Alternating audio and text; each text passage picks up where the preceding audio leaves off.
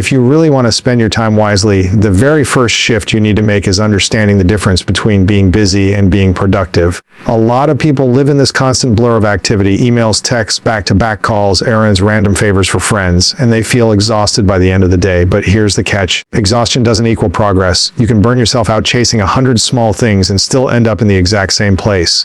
That's the trap most people fall into, confusing motion with momentum, mistaking activity for achievement. When you study high performers, leaders, creators, entrepreneurs, even world-class athletes, what you see isn't just talent or luck. What you see is clarity. They know what actually moves the needle in their lives. They've identified the handful of priorities that really matter, and they've built the discipline to keep those front and center, even when distractions are screaming for attention. And make no mistake, the world is full of distractions.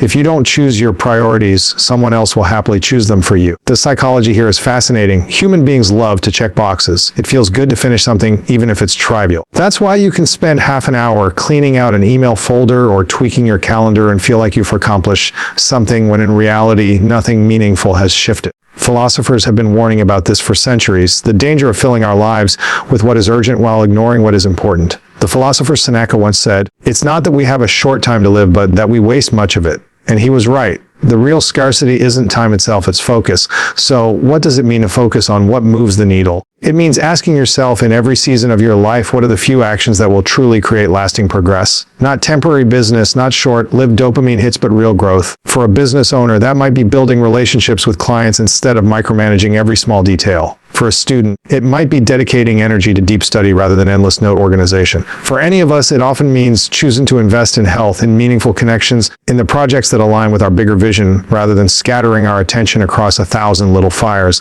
There's a psychological discipline to saying no. Most people avoid it because they don't want to disappoint others or they fear missing out, but the ability to decline the trivial is one of the most profound indicators of success. Every yes to something small is by default a no to something larger. When you say yes to scrolling for an hour, you've said no to the book that could have shifted your thinking. When you say yes to every social invite, you've said no to the solitude that might have birthed your next breakthrough idea. Time is a zero-sum game. You can't create more of it, so every choice is an exchange, and this is where the philosophical depth kicks in. Living wisely means becoming ruthlessly intentional with that exchange. You're trading slices of your life for whatever you're doing right now. Think about that. Every activity, every conversation, every decision is a transaction where your time, your most finite resource, is on the line. The question is, are you trading it up for something that moves you closer to the life you want, or are you squandering it on things that won't matter a week from now? Of course, this doesn't mean you need to live like a robot, cutting out every ounce of leisure or spontaneity. What it means is that you become awake to your choices. You don't just drift through the day reacting to emails, calls, and notifications.